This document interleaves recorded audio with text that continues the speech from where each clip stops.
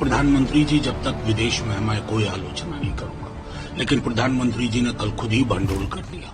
क्या हो गया आपको? विदेश में कम से कम देश की बात रखी जाए ना। ये बुरा लगा कि प्रधानमंत्री जी हो क्या गया, आप मयवाद से निकल ही नहीं पा रहे। तिरंगे में लिपटा शव, उस पर फूलमाला, श्रद्धांजलि, अगले दिन फिर बिजनेस एज यूजुअल। मुझे कष्ट इस बात का है।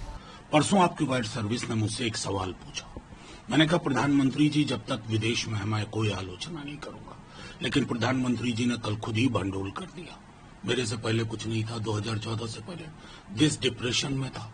आप सिर्फ पुराने प्रधानमंत्रियों और दलों का अपमान नहीं कर रहे हैं, असंख्य मजदूरों, किसानों, शिक्षकों, इंजीनियरों, वैज्ञानिकों, सबका अपमान कर रहे हैं। क्या हो गया आपको? विदेश में कम से कम देश की बात रखी जाए ना, यहाँ की डोमेस्टिक पॉलिटिक्स।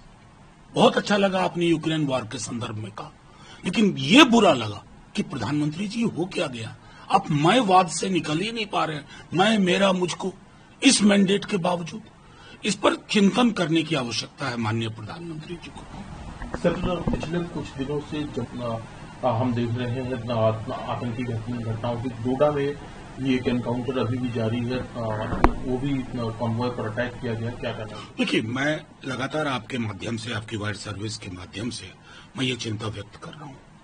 मैं सदन में था जब 370 का मसला आया था।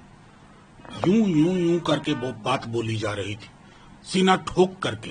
अरे सीना ठोकने से बात नहीं होती है। आप नॉर्मेलिटी के लिए आपकी पहलकदमियों में क्या कमी रही?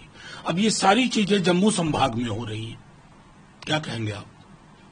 जिस व्यक्ति को जवाब देना चाहिए ना, वो व्यक्ति चुप्पी ओढ़े हुए बैठे हुए हैं।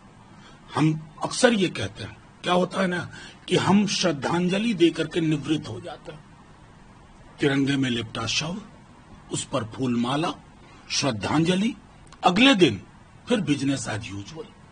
ये नहीं चलेगा ना भाई, ये कैसे चलेगा?